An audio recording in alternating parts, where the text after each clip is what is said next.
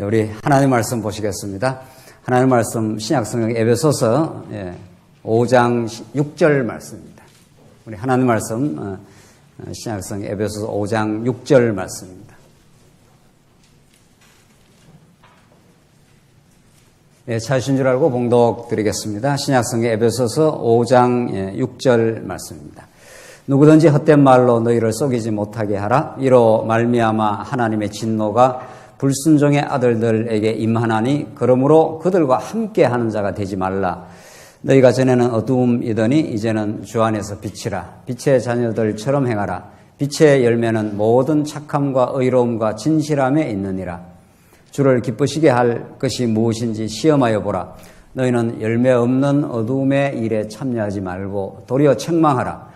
그들이 엄밀히 행하는 것들은 말하기도 부끄러운 것이라. 그러나 책망을 받는 모든 것은 빛으로 말미암아 드러나나니 드러난 것마다 빛이니라. 그러므로 이르시기를 잠자는 자여 깨어서 죽은 자들 가운데서 일어나라. 그러므로 그리스도께서 너희에게 비추시리라 하셨느니라. 14절까지 봉독 드렸습니다. 우리는 지금 에베소서에 개진되는 마지막 대목, 하나님께서 교회의 생활을 인도하시는 우리 여호와 하나님, 우리 예수 그리스도에 대해서 우리가 지금 살펴가고 있습니다. 에베소 전체는 우리가 이미 확인하고 있는 대로 교회 설립에 대해서, 그리고 설립한 교회를 그냥 내버려 두시는 게 아니라 우리 자녀를 낳아서 이렇게 성장시켜 가듯이 성장케 하시는 측면이 있고, 마지막 성장된 만큼 하나님께서 새로운 인생의 삶을, 새 사람을 입어 살도록 하나님께서 인도를 해 가신다.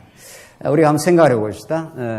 사람에게서 이 우주 가운데 뭐 놀랍고 기적 같은 일들이 많죠. 이 지구가 이렇게 우주에 이렇게 허공에 매달려 있는 거 아닙니까? 이거 물리학자들이 설명 못 해냅니다. 무엇이 이 엄청난 그 지구라는 크기, 뭐 태양도 마찬가지고, 이렇게 공중에 이렇게 둥둥둥둥 떠다니냐는 거죠. 이거 뭐 힘이 어떻다, 뭐 중력이 어떻다, 물리학적으로 설명을 하지만 궁극적 설명이 안 됩니다. 뭐 이런 기적이 없는 거죠. 오늘은 이제 추운 겨울이 지나간 처럼 오늘 봄 같은 날씨가 금방 찾아와 버렸는데, 봄이 되면 그 동토를 뚫고 이렇게 싹이 올라옵니다.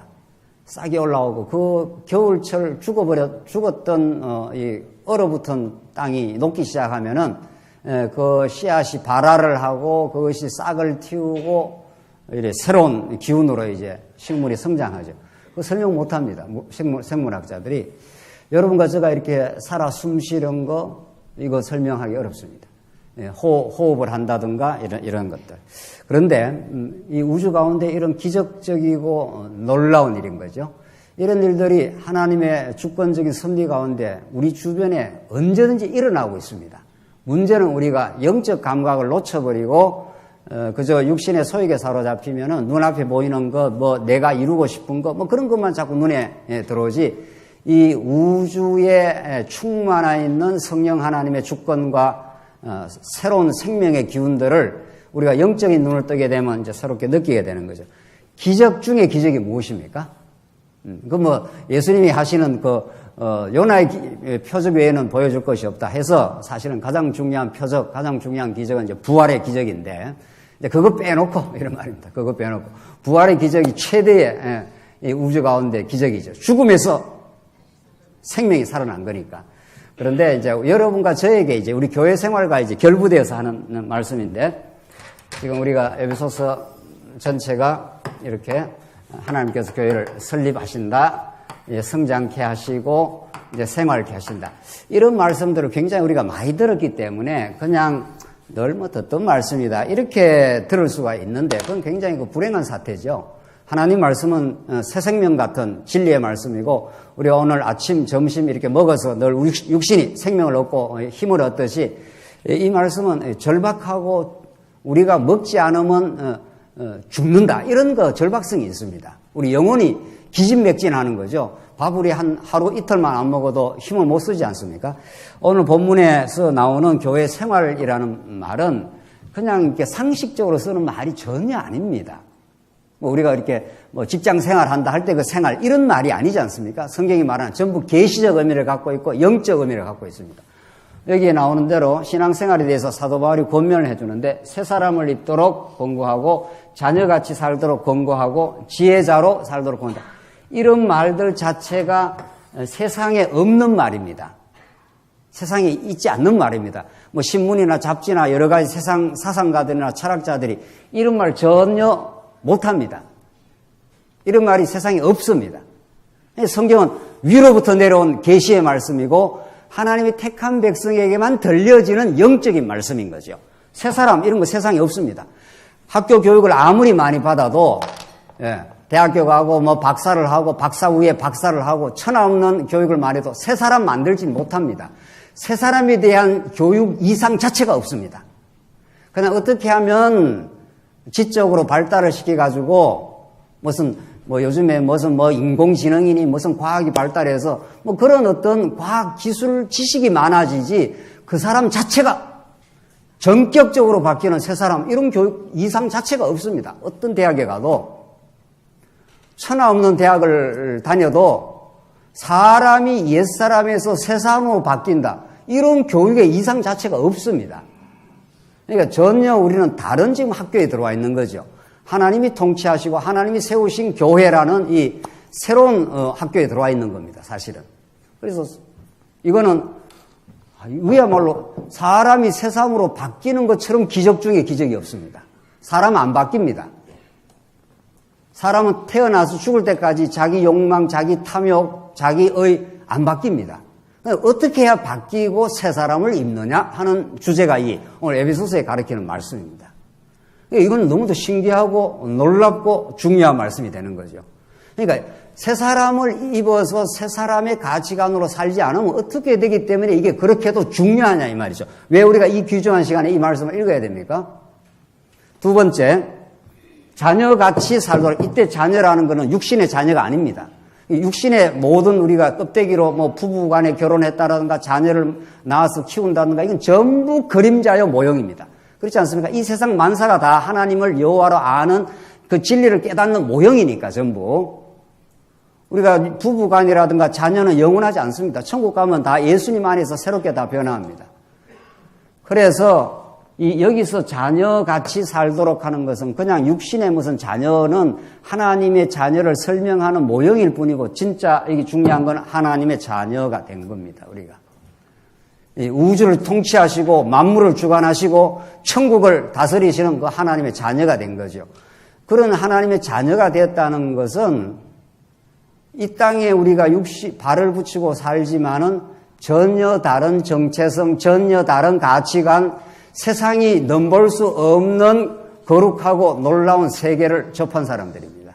세 번째, 지혜자로 살게 한다. 이 소피아 하는 이 지혜, 헬라어에서 이게 철학이 다 추구했던 겁니다. 필로소피 하는 게 지혜, 사랑 이런 뜻입니다. 그 어원적으로. 그 철학의 원래 그 어원이.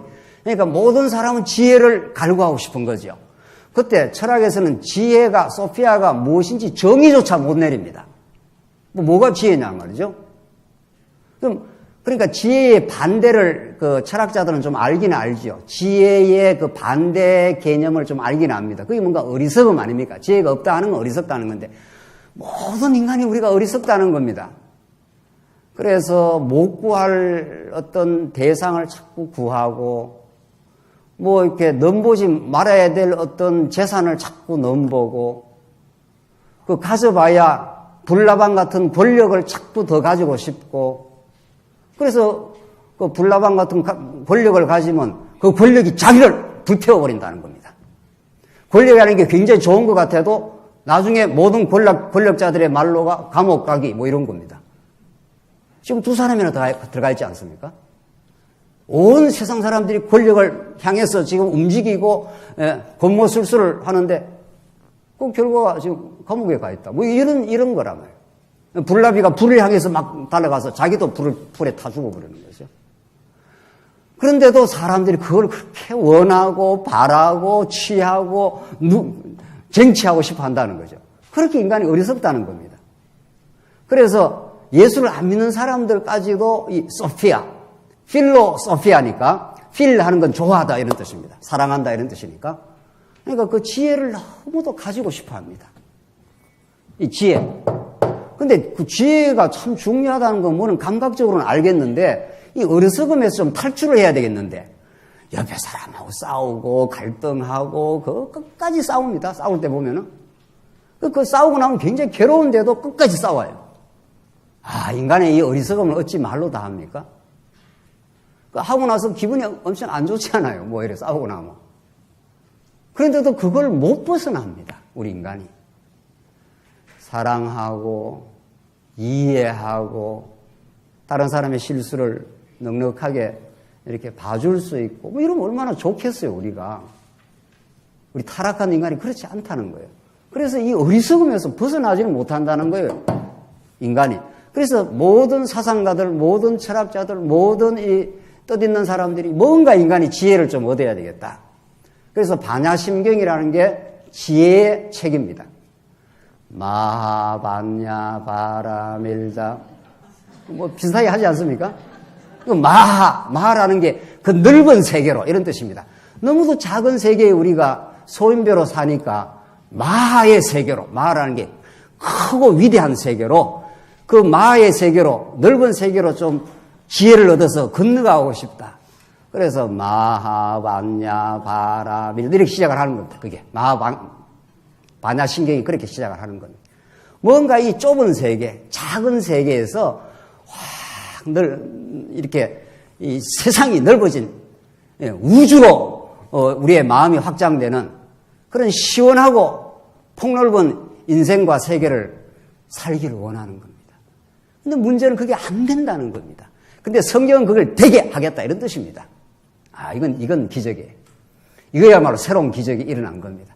그러니까 홍해가 갈라지는 것보다 더 큰 기적은 예수가 십자가에 죽으시고 부활의 기적이요. 부활의 새 생명을 얻으면 옛 생명, 타락한 생명, 가장 작은 것, 보이는 것, 거기에 매여진 그 마음으로부터 떨어져 나와서 하나님의 통치와 하나님의 그 넓은 세계, 불교가 그렇게도 추구하는 마하의 세계로 광활한 하나님의 통치 속으로 들어가는 겁니다, 이제. 하나님의 통치를 믿게 되면은 하나님 주신 것으로 오늘 본문에 나옵니다. 정말 새로운 사람이 되는 겁니다. 하나님 오늘 내게 주신 건강, 내게 주신 가정, 또 우리 특별히 우리 주신 교회와 우리 지체들, 이 얼마나 소중하고 하나님의 손길인지 모릅니다. 오늘 특별히 우리 세계 여성교회가 오늘 돌아가면서 이제 우리 찬양을 하지 않습니까? 오후에. 하나님이 우리에게 주신 복음이 참 소중하기 때문에 이 복음이 우리에게 머물러 있을 수 없습니다.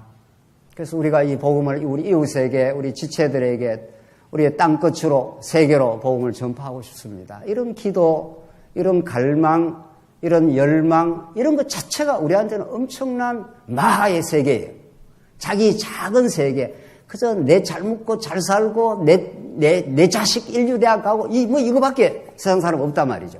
그런 작은 세계에서 툭 터져 나와서 하나님의 광활한 세계로 열방의 영혼들을 품는, 중국에 있는 귀한 영혼들, 우리 인도에 있는 귀한 영혼들, 지금도 연락이 오는 필리핀의 목사님들, 이런 세계로 우리 마음이 자꾸 이렇게 넓어지는 거죠.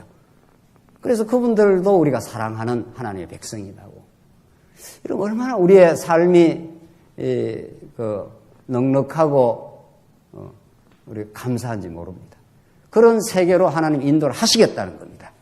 새 사람을 하나님 있게 해주고 하나님의 자녀의 정체성을 주어서 세상이 부럽지 않는, 내가 세상에서 많이 못 가져도 하나님의 자녀로 하나님의 영원한 기업을 얻었으니 이렇게 되는 거죠. 세 번째, 하나님 여호와를 아는 것처럼 지혜가 없지 않습니까? 하나님 여호와를 아는 것이 지혜의 근본이라 이렇게 말했기 때문에, 그래서 여호와 하나님을 자꾸 우리가 이 말씀을 통해서 자꾸 이렇게 알아간다는 것처럼 지혜를 얻는 첩경이 없습니다. 천하 없는 소크라테스를 공부하고 플라톤을 읽고 공자 맹자를 읽고 석가모니를 따라다녀도 하늘이 주는 지혜를 못 얻는다는 거죠. 그래서 오늘 이 시간이 우리한테는 이렇게 소중하고 감사하고 복된 시간입니다. 그렇다면 그렇다나 이렇게 눈치를 조금 이렇게 하십시오. 예. 예. 약간 이렇게 반응을 해 주셔야 정말 우리가 같이 하늘의 그 지혜를 얻는 참 소중한 시간이구나. 이렇게 우리가 정말 참 너무도 그 감사하고 놀라운 시간입니다. 예. 그래서 이 계시의 말씀은 세상의 그 가르침과는 절대적으로 구분됩니다. 이런 놀라운 복 가운데 우리가 있습니다. 자, 우리가 지난 시간 여기까지 새 사람을 하나님께 입게 하신다는 거죠. 옛 사람을 십자가에 못 박아 버렸습니다. 예수님 십자가 죽을 때 우리 옛 사람도 같이 죽어 버렸습니다. 그럼 언제 같이 죽었냐? 그걸 우리가 모르면 영적으로 그 예수님의 십자가 사건을 못 깨달았다는 거 아니에요? 예수님이 십자가 죽으실 때 여러분과 제 모든 죄악을 걸머지시고 죽었습니다. 그래서 우리가 신앙적으로 영적으로 우리도 같이 죽었습니다. 그리고 3일 만에 부활하실 때 여러분과 제가 새 사람으로 이미 태어났습니다. 그걸 우리가 몰랐다가 이 성령의 깨달음을 통해서 우리가 깨닫는 겁니다. 지금 우리는 이제 새 사람을 입어서 우리 정체성도 다르고 가치관도 다르고 삶의 지향점도 달라져 버렸습니다. 전에는 땅의 끝을 바라보고 눈에 보이는 거, 내 욕망, 내 권력, 그것만을 계속해서 집요하게 달려가다가 이거 아니구나 이렇게 깨달은 겁니다. 이게 불나방이구나. 그걸로 가봐야 불타 죽는 거구나. 그건 하나님 주시는 선물이고 여건일 뿐이지 그게 내 삶의 가치가 아니구나. 이걸 여러분과 제가 이렇게 깨닫게 된 겁니다. 그래서 회개, 메타, 노이아 저쪽으로 달려가다가 완전히 빛 가운데로 어두움으로 달려가다가 빛 가운데로 돌이켜진 사람들입니다. 그래서 아직도 여러분과 저에게 옛사람의 소식이 들어들어 남아있지는 않습니까? 그것은 우리를 괴롭히려고 하나님 두신 게 아니라 옛날에 예수 믿기 전에 내가 그런 존재였어 하는 걸 다시 한번 각성하고 자각하게 하는 하나님의 계시 장치일 뿐입니다. 하나님을 깨닫게 하기 위해서 내가 아직도 욕심을 좀 부린다든가 끝까지 뭐 이렇게 갈등을 한다든가 이럴 때 이게 내 옛사람이 그랬구나. 하나님께서 은혜의 말씀으로 빛된 말씀으로 나를 거듭나고 새롭게 하지 않았으면 내가 원래 이런 존재구나 하는 것을 자각하고 깨닫게 하기 위해서 하나님이 남겨두셨다고 합니다. 그게 자꾸 이렇게 깨달아져야 내가 얼마나 하나님을 떠난 어두움의 존재였다는 걸 깨달아야 뭐를 강렬하게 추구를 합니까? 빛된 말씀을, 빛 대신 예수 그리스도를. 그래서 하나님이 남겨두셨을 뿐입니다. 우리는 이미 빛의 자녀입니다. 하나님의 영광스러운 빛의 자녀가 된 거죠. 자, 그래서 우리 오늘 이제 본문이 이제 5장 1절로부터 이제 우리가 지난 시간 얘기하다가 조금 남겨뒀는데 하나님의 자녀라는 우리 정체성, 하나님의 백성이 되었다고 하는 하나님의 놀라운 은혜. 우리가 뭐 백성 될 자격이 뭐 있었습니까? 탕자같이 끝까지 하나님을 배반하고 내 멋대로 살고 내 욕망을 추구하고 죄를 물 먹듯이 마시며 그렇게 살던 우리를 하나님의 자녀로 삼아 주셨습니다. 그래서 6절 오늘 본문이 계속 이어지는데 그래서 하나님의 5장 1절 보십시오. 그러므로 사랑을 받는 자녀같이 너희도 하나님을 본받는 자가 되고 그리스도께서 너희를 사랑하신 것 같이 너희도 사랑 가운데 행하라. 그러니까 하나님의 큰 사랑을 우리가 받게 되었고 그 큰 사랑의 감동이 오면 우리도 그런 하나님의 사랑을 우리가 이제 점점 따라 살게 돼 있다. 그것을 행하게 하시려고 이런 말이죠. 성령이 오셨다는 거죠. 그래서 예수님 십자가에 죽고 부활하시고 이렇게 성령이 오시지 않습니까? 예수님 십자가에 죽고 부활하신 게 구약의 언약의 성취인데 이게 가장 중요한 언약 성취인데 예수님 사건이 예수는 그리스도라는 이 사건이 근데 우리가 여러 번 강조를 했지만 예수님 오신 것도 중요하지만 뭐도 중요하다는 겁니까? 예? 성령이 오시는 것도 너무도 중요합니다. 성령이 오시지 않으면 예수님이 오셨다는 걸 제자들이 전혀 깨닫지를 못합니다. 3년 따라다녀도 예수님 결정적인 순간에 부인하는 게 베드로입니다. 그래서 오순절날 하나님이 성령을 보내주셔서 이게 귓전에 늘 빙글빙글 도는 말씀이 귀에 이렇게 도는 말씀이 아니라 심령에 잘 새긴 못처럼 이렇게 심령의 말씀이 깨달아지도록 이제 성령이 오신 거죠. 그래서 성령께서 이제 새 사람을 입게 하고 두 번째 자녀처럼 이렇게 살게 하는데 6절 누구든지 헛된 말로 너희를 속이지 못하게 하라. 이로 말미암아 하나님의 진노가 불순종의 아들들에게 임하나니 그러므로 그들과 함께하는 자가 되지 말라. 그들과 함께하는 자가 되지 말라. 어둠에 속한 자들로부터 우리는 구분된 거룩한 백성이 되었다. 이런 말 아닙니까? 그러니까 누구든지 헛된 말로 너희를 속이지 못하게 하라. 그러니까 세상은 우리를 끊임없이 속입니다. 끊임없이 속입니다. TV에 나오는 명강사들, 온갖 그 주장들, 가르침들, 세속적인 가르침들. 우리 아이들을 학교 보내지 않습니까? 학교는 열심히 보내야죠. 학교는 보내긴 보내고 열심히 공부하라고 하긴 해야 되지만은 세상의 가르침을 그대로 받아들이라고 가르치는 건 기독교 교육이 아닌 거죠. 우리 기독교 부모는 세상에 가서 열심히 공부해. 영어도 열심히 하고 좋은 대학도 갈 수 있으면 가고 열심히 하되 그것을 언제든지 비판적으로 재해석할 수 있는 실력을 키워줘야 될 거 아니에요. 하나님이 살아계셔. 역사 공부 열심히 해. 세계사도 열심히 하고 동양사도 연구하고 서양사도 공부하고 다 공부해. 그러나 마지막에 우리 크리스찬 부모라면은 그 모든 역사를 인간이 주도하고 인간이 이렇게 계획 세워서 서양의 역사가 이루어진 게 아니라 하나님이 당신의 뜻을 이루려고 역사를 그렇게 인도를 해왔어. 이렇게 가르쳐 주는 게 맞는 거죠. 그래서 그 책임은 우리 부모에게 있는 겁니다. 우리 교회에 있는 겁니다. 그래서 세상은 끊임없이 역사 공부를 하면 역사의 주인이 인간이라고 자꾸 가르친단 말이죠. 시즈가 대단한 인간이라서 로마 제국을 형성을 했다는 둥 말이죠. 19세기에 칼 막스라는 사람이 나타나서 온 지구를 공산 사성으로 물들이고 그렇게 칼 막스가 대단한 유태인이라서 이렇게 대단한 철학을 만들고 온 지구를 시뻘겋게 물들게 하고 했다 이렇게 그 칼 막스 사상이 대단하다 이런 식이죠. 대단하지 않습니다. 하나도 대단하지 않습니다.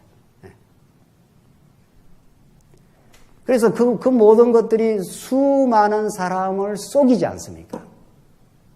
네, 우리는 역사를 공부하든 철학을 공부하든 무엇을 공부해도 계시의 기준, 성경의 기준에 의해서 그걸 비판적으로 재해석하고 재구성을 해내는 그런 것이 우리 기독교 아닙니까? 그래서 헛된 말로 너희를 속이지 못하게 하라. 세상은 끊임없이 우리를 주인이라고 착각하게 만들고 역사의 주인이라고 말하고 어쩌고 저쩌고 자꾸 말을 한다는 거예요. 그거 아니야. 이렇게 성경이 가르쳐 주고 있고 또 우리 자녀들도 그렇게 재해석을 해줘야 되는 거죠. 학교를 열심히 보내되 말이죠. 이로 말미암아 하나님의 진노가 불순종의 아들들에게 임하나니 그러므로 그들과 함께하는 자가 되지 말라. 여기 나오지 않습니까? 그러므로 그들과 함께하는 자가 되지 말라. 자, 이 말을 잘못 해석을 하면은 마치 예수 믿는 사람은 학교도 가지 말고 어디 세상 사람들하고 전혀 어울리지 말라 이런 뜻으로 이 본문이 해석되지 않지 않습니까?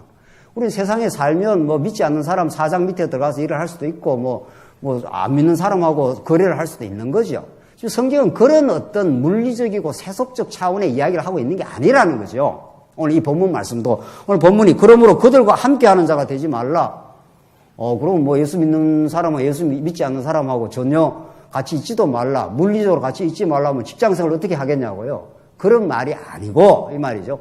오늘 그들과 함께하는 자가 되지 말라 하는 것은 그들이 추구하는 가치관, 그들이 추구하는 삶의 목표 그런 것하고 같이 하지 말라 이런 뜻인 거죠. 이 본문 말씀이 왜? 새 사람을 입었으니까.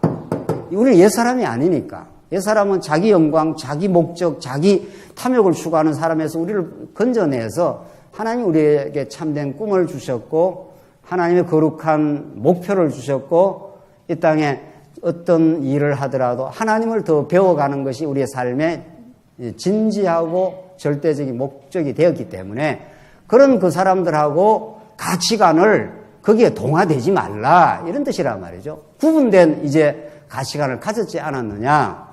오늘도 우리 그 자녀가 미국으로 연구원으로도 가고 또 연구 교수로도 가고 얼마나 좋은 일입니까?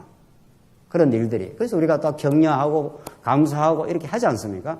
그러나 우리가 단지 연구원으로 갔기 때문에 감사하는 거라면은 믿지 않는 사람하고 뭐가 같냐고요. 믿지 않는 사람들, 날고 기는 사람들이 있지만 이 한국 땅에도 얼마나 많으냐고요. 똑똑하고 말이죠. 우리는 그런 게 우리 자녀 교육의 목적, 우리 인생의 목적이 아니라는 걸 알고 있지 않습니까? 참 연구소로 가서 너무도 감사하고 잠깐 연구실에 와서 이제 가게 됐다고 인사하고 우리 잠깐 우리 말씀 나누고 기도하고 이렇게 했습니다.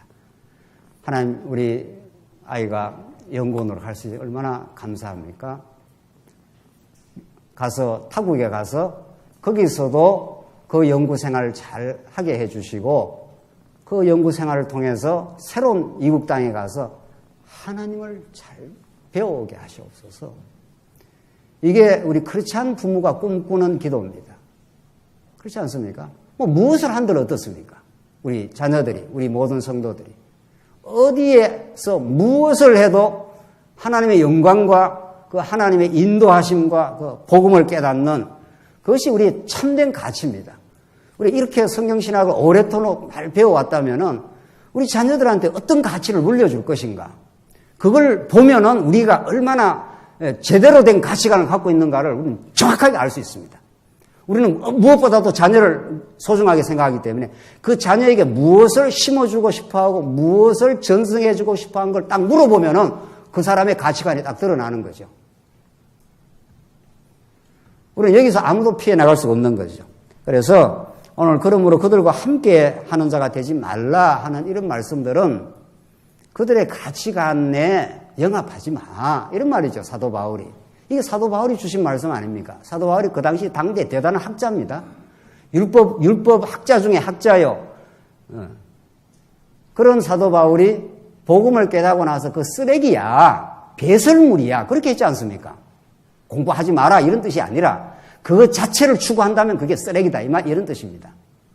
그 모든 것 속에 복음의 깨달음의 도구일 뿐이고 복음을 복음답게 깨닫게 하기 위해서 하나님께서 우리에게 허락하는 일들 뿐이라는 거예요. 그래서 8절 너희가 전에는 어둠이더니 이제는 주 안에서 빛이라 빛의 자녀들처럼 행하라. 빛의 열매는 모든 착함과 의로움과 진실함이 있느니라.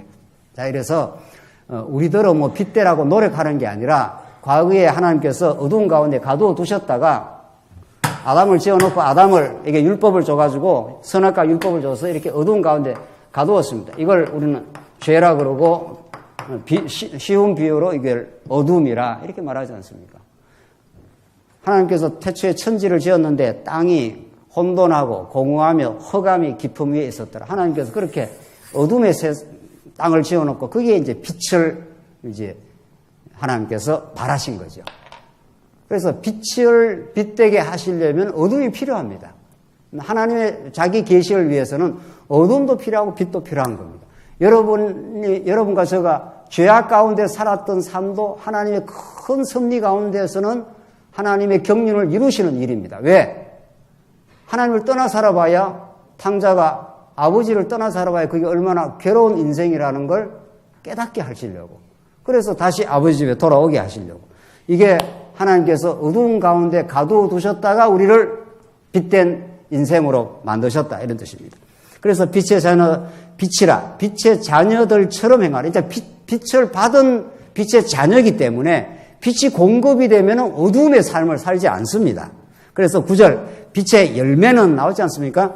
모든 착함과 의로움과 진실함에 있느니라. 자, 착함, 의로움, 진실함. 이게 여러분과 저 안에서 성령이 만들어내시는 아름다운 열매들입니다. 이거 하나 분석해 볼까요? 자, 이런 착함, 의로움, 진실함, 이런 것도 도덕적 차원의 무슨 성품이 아닙니다. 복음이 만들어내는 복음적 성품입니다. 전혀 다릅니다. 그러니까. 성경에서 착하다 하면, 저 사람 참 양선하고 법 없이 살아. 그런 걸 말하는 게 아니라는 겁니다. 의롭다 하는 것, 저 사람은 굉장히 정의로워. 그런 거하고도 아무 상관없습니다. 진실하다는 것도 마찬가지입니다.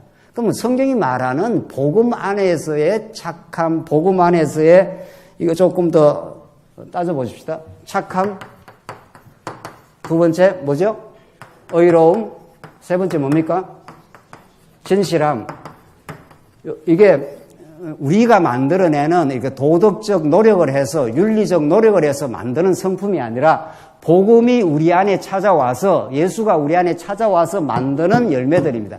이게 하나님 나라를 누리는 겁니다. 착함하는 것, 선함 이런 말 아닙니까?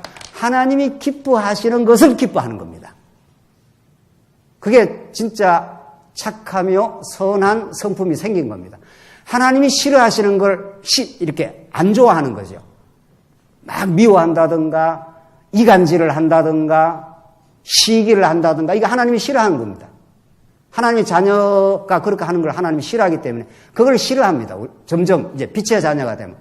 그러니까 이간질을 하는 게 아니라 서로 힘들고 어려우면 같이 이렇게 화해하고 같이 더불어 살아갈 수 있도록 이렇게 기도해주고 이런 걸 좋아한다는 겁니다.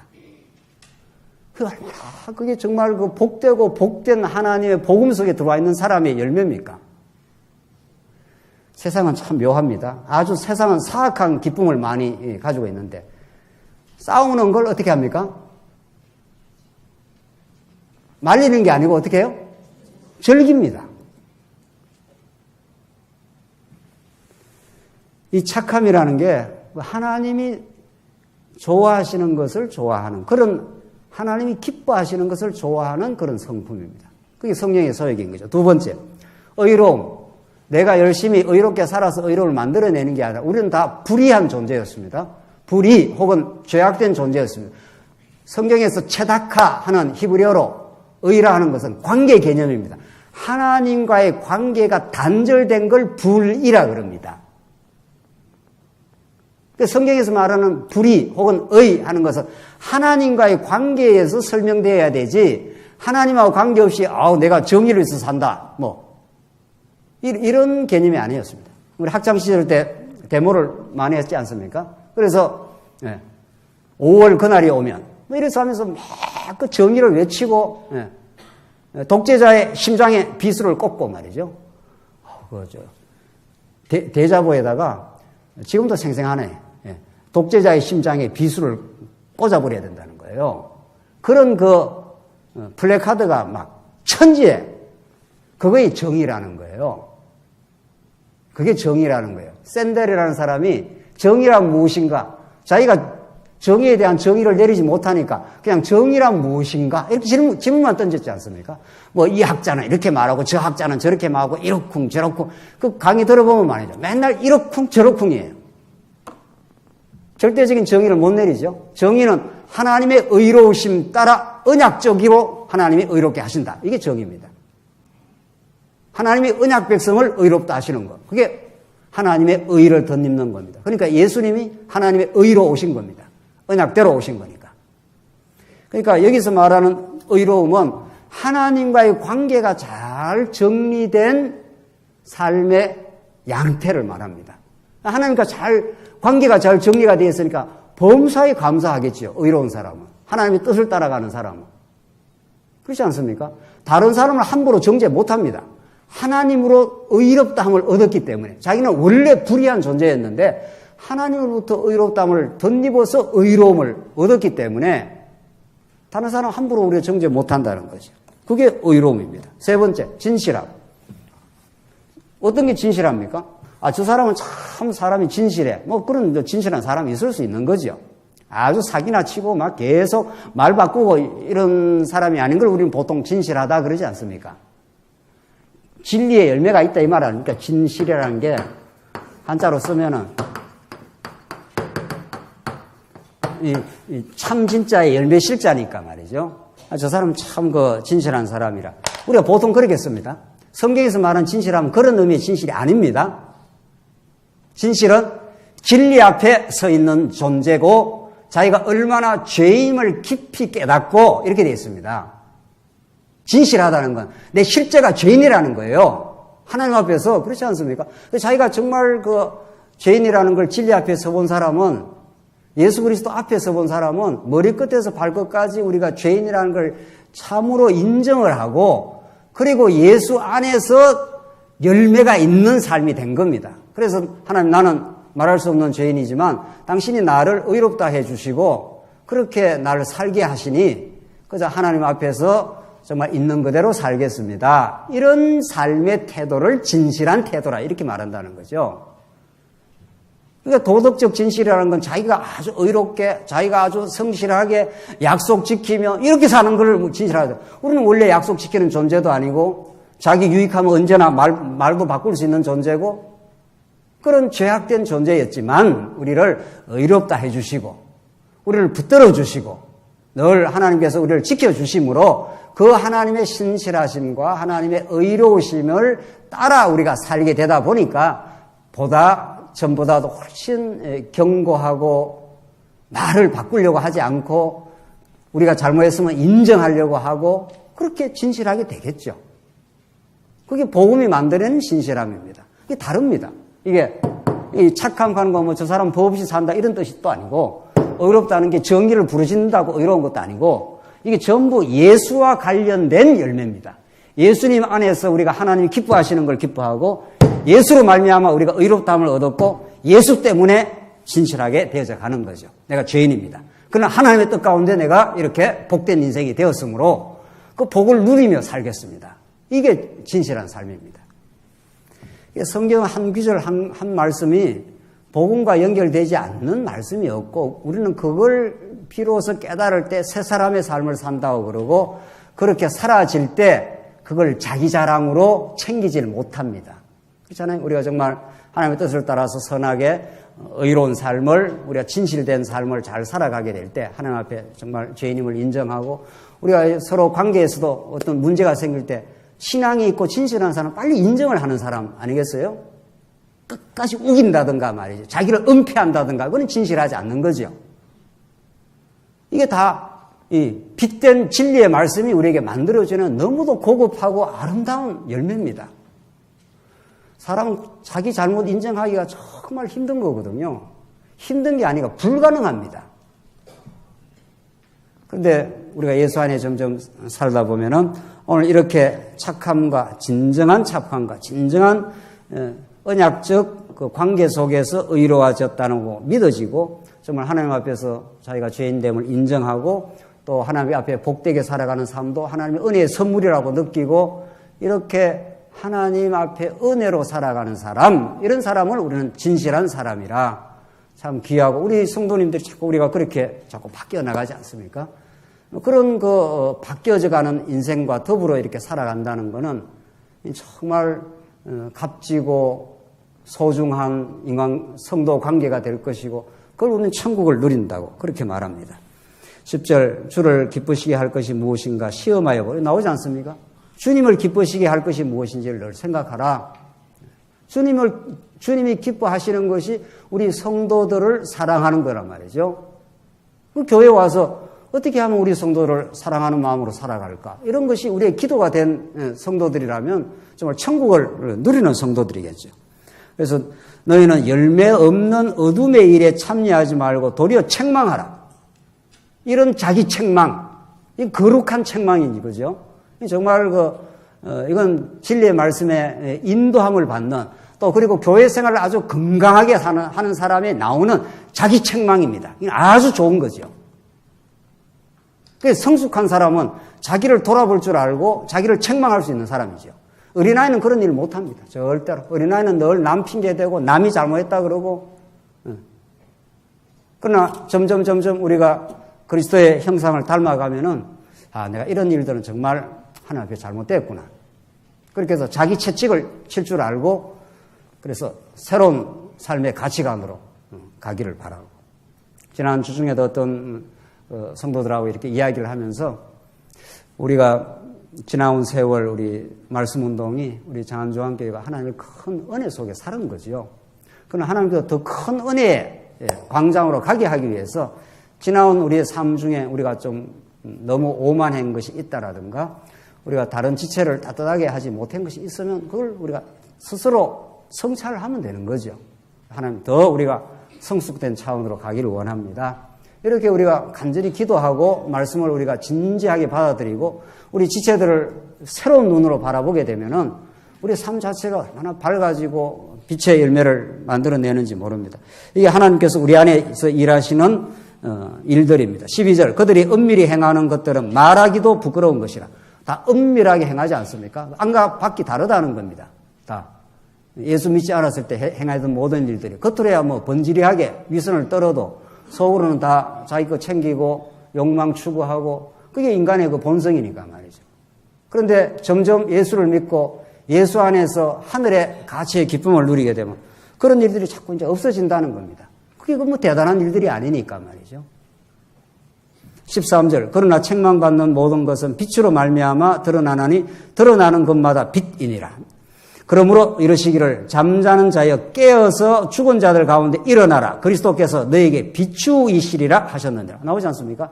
여기서 잠자는 자를 깨어나라. 깨어나라 하는 게 우리 스스로 뭐 각성하라, 각성운동하라 이런 뜻이 아니라 성령께서 죽었던 우리 영혼, 어둠에 사로잡힌 영혼에게 빛된 진리의 말씀을 전달해줘서 우리가 하나님 중심으로 우리의 가치관이 바뀌어진다 이런 뜻입니다. 그래서 전날에 그렇게 대단하게 생각했던 것이 대단하지 않고 전날에 몰랐던 하나님의 가치, 복음의 가치, 교회의 소중함 이런 것들에 대해서 훨씬 가치롭게 점점 느껴진다는 겁니다. 그래서 교회 생활을 하고 싶어서 하고 즐거워서 하고 교회의 헌신과 수고를 그런 기쁨으로 자발적으로 하게 된다는 겁니다. 자기가 좋아하는 거니까. 그게 우리 영혼의 기쁨이 되고 다른 지체의 기쁨이 되는 거니까. 그래서 성령께서 우리를 자꾸 이렇게 화들짝 어둠에 속한 마음, 타락했던 마음, 남 이간이나 붙이고 갈등이나 일으키고 이렇게 자기 중심적으로 패거리 만들고 이렇게 하던 것들이 자꾸 싫어진다는 거예요. 야, 이거 아니지 이렇게 되는 거죠. 하나님 중심으로 가야지. 우리 다 그리스도 안에서 하나지. 우리가 다른 지체가 좀 미숙해도 그럴 수도 있지. 얼마나 넉넉하고 아름다운 그리스도의 마음이 우리에게 임하시게 되면은 그게 천국이 어떤 것이라는 걸 천국 꼭 가야만 깨닫는 건 아니라는 거죠. 이 땅에서 그런 천국의 기쁨과 감사함을 가지게 될 때 이게 성령이 내 안에서 만들어내시는 일이라고. 이것이 여러분과 저에게는 이제는 이론적으로 와닿기를 바라지 않습니다. 정말 우리가 같이 말씀을 우리 깨달아가는 중인데, 아, 그런 거야. 이게 이론입니다. 아, 성경 말씀 그런 거야. 언약 성취야. 자기하고는 관계도 없는 거예요. 하나님 말씀은 그렇지 않지 않습니까? 내하고 관계 있고, 우리한테 절실하게 중요하고, 어둠의 과거에 속했던 삶이 얼마나 지저분하고 갈등스럽고, 이거는 후회스럽고 이런 겁니다. 우리가. 옛날에 우리가 다 예수 제대로 몰랐을 때 행했던 일들 말이죠. 제가 학창시절 때 열심히 공부를 했습니다. 지금 제 연구실에 한번 와보십시오. 막 책이 너무 많아가지고 막 책에 치여 죽을 뻔했죠. 예. 책을 빨리 정리를 해야 되겠는데 이제 학창시절도 열심히 공부를 했습니다. 그런데 그때는 공부를 하는 목적과 이유가 없었습니다. 세상에. 도시락을 2개 사고 도시락을 가서 아침부터 저녁 밤 늦게까지 공부를 하고 돌아오는데 어떨 땐 뒷것이 이렇게 쭈삣해요. 내가 이거 왜 이러고 있지? 뭐 때문에 공부하지? 아무 대답이 없습니다. 아무도 그걸 답을 가르쳐주지 않습니다. 그냥 뭔가 좋은 직장 가기 위해서 열심히 공부는 하는 것 같은데 아무리 생각해봐도 좋은 직장이 내 인생의 목적이 아니에요. 제가 그걸 이렇게 생각을 해보니까 그 다음은 어떻게 되느냐는 거예요. 그 다음은 그에 대한 답이 없어서 그렇게 방황스러울 수가 없었습니다. 무엇을 해도 삶의 가치와 무게가 잡히질 않았습니다. 뭔가 열심히는 하는데, 공부는 열심히 하는데 왜 하는지에 대한 아무도 그 답을 주지 않았습니다. 나중에 세월이 지나고 지나서 하나님이 찾아오시고 성령께서 내 마음에 찾아오셔서 누군가의 귀한 전도를 통해서 창조주가 있다고. 이건 보통 천둥 같은 소리였습니다. 나를 만드신 분이 있고 나를 이 땅에 보내신 분이 있고 그분이 목적이 내 목적이라고. 우리가 그렇게 새 사람이 된 사람들입니다. 그러니까 새 사람을 잊는다는 건 기적 중에 기적이고 여기에 대한 자각적 깨달음이 없으면 예수 믿는다 해도 그냥 뭐 교회 다니는 거죠. 새 사람이라는 그 고급하고 그 아름다운 가치를 몸에 못 느끼고 산다면 뭐 예수 믿는 거라 하기도 어려운 거죠. 그래서 이게 우리 아이를 이렇게 보니까 이게 모태신앙 아닙니까? 이 모태신앙은 진짜 못하는 게 많아. 뭘 이렇게, 어릴 때부터 그냥 교회를 다녔으니까, 뭐 태어나니까 문지방이 교회더라 뭐 이런 거 아니에요. 그래서 다른 가치를 좀 이렇게 헤매다가 이렇게 말씀을 깨달아야, 이게 대단하다 이렇게. 저희들 같은 경우는 좀 그런 케이스 아닙니까? 막 헤매고 방황하고 뭐가 진리인지 모르겠는데, 뭐 태어날 때부터 언약 성취의 말씀을 들었으니까 뭐 그게 그런가 보다. 저녁에 이제 같이 기도를 하지 않습니까? 하나님 아버지 감사합니다. 오늘 하루 생활 이렇게 직장에 가서 우리 열심히 일하고 수고하고. 아멘 하면 내가 눈을 쳐다보면 이게 아멘을 제대로 하는 건지, 이게 아버지가 같이 하자고 하니까 하는 건지, 하나님께서 때가 있겠죠. 그래서 때가 되어서, 아하, 이게 어둠이구나. 이 어둠에서 이 빛으로 이제 우리가 온 겁니다. 그러니까 여러분과 저는 적어도 열매 없는 어둠의 일에 참여하지 말고 책망해라. 그거 아니야. 이제 바른 진리로 가는 거지. 하나님의 은혜 속에 사는 거지.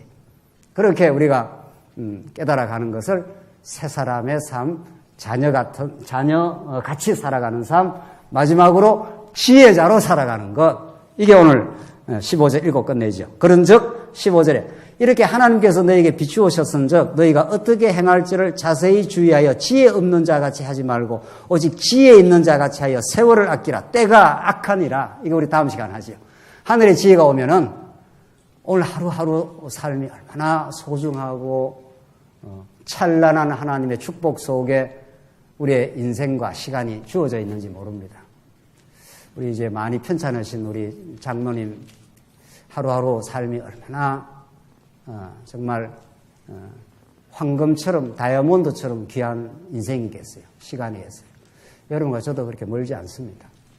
오늘 우리에게 주신 이 시간들, 우리에게 주신 이 교회, 우리에게 주신 삶의 여건들, 이 찬란한 하나님의 선물입니다.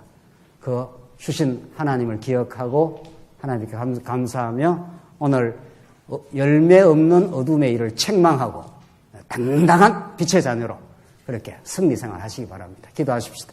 자비하신 하나님 아버지, 은혜를 감사합니다. 우리에게 은혜를 베풀고 우리에게 찾아와 주시지 않았으면 우리가 이 진리의 말씀을 터득할 수 없고 깨달을 수 없고 우리가 이미 새 사람이 됐음을 알지 못해 열매 없는 어둠의 삶에 저희들 부합하여 많이 살았습니다. 주께서 우리를 긍휼히 보시고 진리 안에서 참으로 하나님 나라의 기쁨을 누리는 또 그것을 땅끝까지 나누기를 원하는 새 사람의 삶이 되게 하시옵소서. 이 기적을 일으켜 주시옵소서. 예수님 이름으로 기도하옵나이다. 아멘.